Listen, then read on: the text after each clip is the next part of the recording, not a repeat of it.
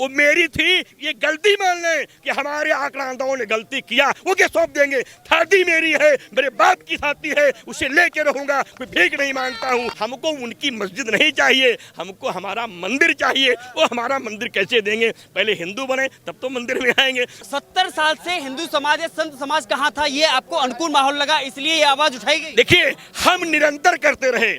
मैं बता दूं आपको कि हमारी 4,32,000 वर्ष का कलयुग है। 5,000 वर्षों पूर्व जब भगवान कृष्ण ने महाभारत काल में यहाँ पर आकर के पांडवों ने महाराज विश्वेश्वर विश्वनाथ जी के दर्शन किया था, और 64 चौकड़ी राज्य करने वाला रावण भी यहाँ निरंतर आता रहा। 400 वर्ष पुरानी मस्जिद की कल्पना करने वाले लोगों से पूछना चाहता हूं कि आपके पास क्या प्रमाण है। हमारे पास 1,79,88,999 वर्षों से भी अधिक के पूर्व के तो ग्रंथी प्रमाण मिलते हैं कि जब रावण यहाँ पूजा करने आया था, और इनके पास केवल 400 वर्ष की बात करने वाले लोग हमें बताते हैं। अगर आंख हो तो जाके देख लें, हमारे मंदिर पर इनका गुम्बज बना है, दीवालों में ओम लिखा है, मंत्र लिखा है, स्वस्तिक लिखा है, शंख लिखे हैं, चरण पादुकाएं बनी हैं, त्रिशूल बने हैं, ऋषि मुनि और भगवान आदि शंकराचार्य जी का कहा हुआ वह महामंत्र भी है। वंदे देव उमापतिम सुरगुरुम, वंदे जगत कारणम, वंदे पंडक भूषणम मृगधरम, वंदे पशूनाम पतिम, वंदे सूर्यशांग वंदे नयनम, वंदे मुकुंद प्रियम, वंदे वंदे शिवम शंकरम का वह श्लोक भी उसके अंदर लिखा है। लेकिन ये लोग झूठा प्रलाप करते हुए एक आक्रांता को अपना मुखिया मान करके, जिसने देश तोड़ा, राष्ट्र तोड़ा, धर्म तोड़ा, माताओं का अपमान किया, बेटियों का अपमान किया, संविधान जलाया, राष्ट्र को लूटा, उसको स्वामी मान लिए, कहते हैं ये मस्जिद मेरी है। अरे जब तुम्हारा इतिहास ही कुछ नहीं है, तुम केवल ये तो पहली बात तो मुसलमान नहीं है, ये स्वीकार कर लेंगे मुसलमान ही नहीं है, ये तो डर के मारे मार खाते खाते मुसलमान बन गए। तो बेचारे उनको डर आज भी है। अगर सच्चाई बता देंगे कि मंदिर तोड़ा हूं फिर से मारे जाएंगे, वो भय इनके मन में रहता है, क्योंकि वो बात इनके दिमाग में है।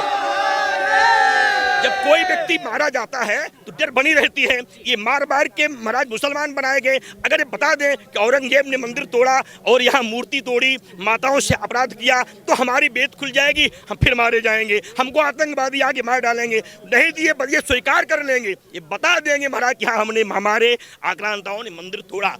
पूरे भारत के इतिहास में कहीं भी कोई ऐसी मस्जिद नहीं है कि जिस मंदिर में ओम लिखा हो, स्वस्तिक लिखा हो, मंत्र लिखे हो। विश्वनाथ जी में, काशी विश्वनाथ जी में, राम मंदिर में, मथुरा में, जितने भी हमारे मंदिर के स्थान थे जहां इन्होंने कपोल कल्पित मस्जिदें बनाई, ये दिखाने का प्रयास किया कि हम आक्रांता हैं, हम दुष्ट हैं, हम मारने का काम करते हैं। हम आज भी विश्व के कल्याण का जय बोलते हैं, ये इस्लाम की जय बोलते हैं। इनसे पूछिए कि इन्होंने इतना न्याय हमसे किया है। मेरा धर्म तोड़ा, मेरे मंदिर तोड़े, मेरे मठ तोड़े, महात्माओं को मारे, बेटियों को मारे, माताओं को मारे, देश लूटे, फिर भी मैं रोज कहता हूँ विश्व का कल्याण हो, इनका आज भी कल्याण हो, सद्बुद्धि हो जाए। कम से कम पाकिस्तान की तरह इनकी दुर्दशा ना हो। हिंदुस्तान में रह रहे हो, आप डीएम बन जाते हो, एसपी बन जाते हो, विधायक बन जाते हो, सांसद बन जाते हो, राष्ट्रपति तक बन जाते हो। हमारे देश में रहने के बाद इतना सम्मान है, फिर भी हमारे साथ खड़े होने को इसलिए तैयार नहीं है कि आतंकवादियों का भय इनके साथ खड़ा है। अगर सच्चाई बोल देंगे तो आतंकवादी इनको मार करके ध्वस्त कर देंगे। नहीं, ये बता दें कि हमारे आक्रांताओं ने मंदिर तोड़ा है। ओवैसी ने कह दिया है, आप इतिहास में कुछ भी कहें, कयामत तक मस्जिद रहेगी। देखिए, ऐसा है कि ओवैसी मतलब पागलपन। जो व्यक्ति वो देश को बताता है मैं पागल हूँ, तुम पागल हो, मैं पागल हूँ, तुम पागल हो, पागलपन की ये बात करो, इस्लाम लड़ाओ, मारो खाओ, बस राज करो, वो एक ऐसी सियासत पैदा करता है कि लोग लड़ो मरो और हमारी चर्चा होती रहे, मैं नेता बना रहूं। इस्लाम के समर्थकों की हत्या कराने के लिए, मारने के लिए, उपद्रव करने के लिए, इस्लामिक लोग आतंकवादी हैं, ये धारणा पैदा करने के लिए वो व्यक्ति ऐसी चर्चा करता है। उसका नाम लेना हम लोग पाप मानते हैं, लेकिन अगर आपने कह दिया है, मैं बता दे रहा हूँ, उसका मतलब है पूरी कौम को बर्बाद करना। समुल्लम ईमान ही मुसलमान, मुसलमान का मतलब है समुल्लम ईमान। अरे तुम्हारा जब ईमान सही होता तुम मंदिर क्यों तोड़ते? तुम्हारा ही अगर ईमान सही होता तुम देश के साथ ऐसा विश्वासघात क्यों करते? अगर ईमान सही होता देश में आतंकवाद क्यों फैलाते? अगर ईमान सही होता तो गंगा किनारे बैठ के झूठ क्यों बोलते इस डिबेट पे कि मंदिर नहीं है? अरे इनका ईमान ही बिगड़ गया है। अबे जबरदस्ती अपनी बात को इस्लाम पर थोपते रहते हैं, इसी बहाने आतंकवाद की धरोहर चलती रहे। सच्चाई ये है, असलियत छिप नहीं सकती, बनावट के वसूलों पर खुशबू आ नहीं सकती, कभी कागज के फूलों पर ये मिट जाएंगे, रहेंगे नहीं। प्रतीक्षा कीजिए। लेकिन सवाल यह है कि लंबे समय से हिंदू मुस्लिम यहाँ रहता है, उससे संस्कृति को कायम रखने के लिए जो भाईचारे की बात कही जाती है वो कायम कैसे रहेगी? मैं 5 प्रश्न करता हूँ मुसलमान समाज से। भाईचारा बचाता हूँ मैं विश्व कल्याण बोलता हूँ, तुम इस्लाम कल्याण बोलते हो, भाईचारा कहाँ बचेगा? मैं तुम्हारे देश में जब कोई हिंदू पाकिस्तान जाता है तो वहाँ मार के भगा दिया जाता है। हमारे देश में तुम मंत्री विधायक बनते हो, भाईचारा हम कायम रखते हैं। हमारे देश में तुम उद्योगपति बनते हो, भाईचारा कायम रखता है, वहाँ मजदूर भी मार के भगा दिए जाते हैं। और सुनिए, हमारे देश में शिक्षक भी, गुरु का स्थान भी मुसलमान यहाँ पाता है, और वहाँ तो तुर्की रखाने वालों की कत्लेआम किए जाते हैं। 5वीं चीज आप जान लीजिए, यहाँ नमाज 5 बार पढ़ी जाती है, मैं विरोध नहीं करता हूँ। वहाँ हनुमान चालीसा पढ़ने वाले की जीभ काट ली जाती है। पूछिए इनसे भाईचारा कैसे बरकरार रहेगा? इनकी भी जिम्मेदारी होती है भाईचारा बरकरार के लिए 2 कदम चले। हम तो खुले हृदय से इनको बहुत अवसर दिए, लेकिन नहीं मानते तो सच सुधरई, सत्संगत पाई, विनय न मानत जलद जड़ गए दिन बीत, बोले राम सकोप तब बिन भय होय न प्रीत। अब हम न्यायपालिका में चले गए हैं, न्यायपालिका से कहेंगे थोड़ा सच्चाई जान लीजिए, परसीमन करा लीजिए, जांच करा लीजिए, और भगवान के सिर पर जो कलंक का ढांचा बना उसको जल्दी गिरवा दीजिए और हमारा मंदिर हमको दे दीजिए। लेकिन भरोसा संविधान पर है। नहीं, संविधान पर था, है और रहेगा, क्योंकि हम भारतवासी हैं। हम विश्वास से जीते हैं, सिद्धांत से जीते हैं, श्रद्धा से जीते हैं, संस्कृति में जीते हैं, राष्ट्र के साथ खड़े रहते हैं। अगर हमें आक्रांता बन के करना होता तो 404 दिन में महाराज ये मस्जिद टूट गई होती। हमने तोड़ा नहीं, हम देखते रहे। न्यायपालिका अपना काम करेगी और एक दिन हमें अपनी असलियत का ज्ञान जब उनको हो जाएगा तो मिल जाएगी। लोग कहते हैं आपने बाबरी मस्जिद तोड़ दिया। हमने बाबरी मस्जिद तक तोड़ा जब खून की बौछार से बेटे मारे जाने लगे, तो हमने कहा कि जब मरना ही है तो कलंक को मिटा के मरेंगे। अब जीते जी कलंक नहीं रहने देंगे, कलंक को हट जाए, खून की लहू बहे तो बहने दीजिए। ये बात नहीं करते हैं, विवाद करते हैं, गाली देते हैं, हास्य करते हैं, और बाद में कहते हैं थोड़ा देखे रहिएगा। क्या देखे रहे भाई? अरे भाईचारा आप भी बचाओ, हम भी बचाएंगे। हम तो रोज बचाते हैं, लेकिन तुम नहीं बचाओगे। कब तक बचेगा आप जानो, आपका काम जाने, इस्लाम वाले जाने। अब तो भाई गंगा की जिम्मे है, जल्दी निर्णय कर दे, विश्वनाथ मंदिर बन जाए। लेकिन बहुसंख्यक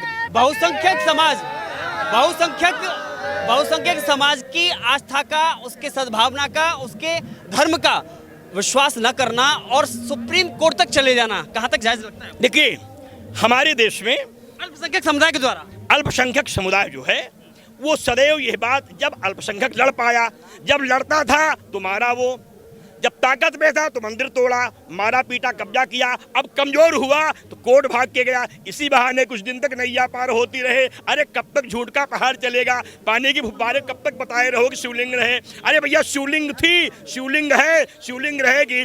पानी की फवार शिवलिंग छिपने वाली नहीं है। आप परेशान मत होइए। 12 फीट ऊंची शिवलिंग बहुत बड़ी होती है, आपके बाप से भी बड़ी है, तुम्हारे बाप के बाप से भी बड़ी है, और उनके बाप से भी बड़ी है, और यहाँ तक आक्रांता के बाप से भी बड़ी है। इसलिए परेशान न हो, शिवलिंग विश्वेश्वर जी की है, वहाँ है, और श्रृंगार गौरी जी कृपा से वहाँ खजाना है, वहाँ बहुत सारे मूल्यवान रत्न हैं, सब मिलेंगे शीघ्रता के साथ। हमें विश्वेश्वर महादेव की दर्शन भी होंगे और पूरे देश को सौभाग्य भी मिलेगा। शायद विश्व की एक ऐसी पहली मस्जिद है जिसके चारों ओर डमरू, हर हर बम्बे और भोले शंकर की आवाज और नारे गूंजते हैं, और साथ ही शिवलिंग के ऊपर नमाज अदा की जाती है, और बड़े मंदिर के गेट से ही आना और जाना नमाजियों का होता है। यह कैसी इबादत है? मैं आपको बताऊं, इसी में सर्वे भवन्तु सुखिनः सर्वे सन्तु निरामयाः सर्वे भद्राणि पश्यन्तु मा कश्चित् दुःखभाग् भवेत्। यही तो मेरी विशेषता है कि मैं आज भी उनके कल्याण की बात करता हूं। अरे कभी मेरे भूले भटके भाई थे, मजबूरी मुसलमान हो गए, इनको घर ले आना है, इनको बचाना है, बेचारों को, इनको दंड देना ठीक नहीं है। समझाता हूँ,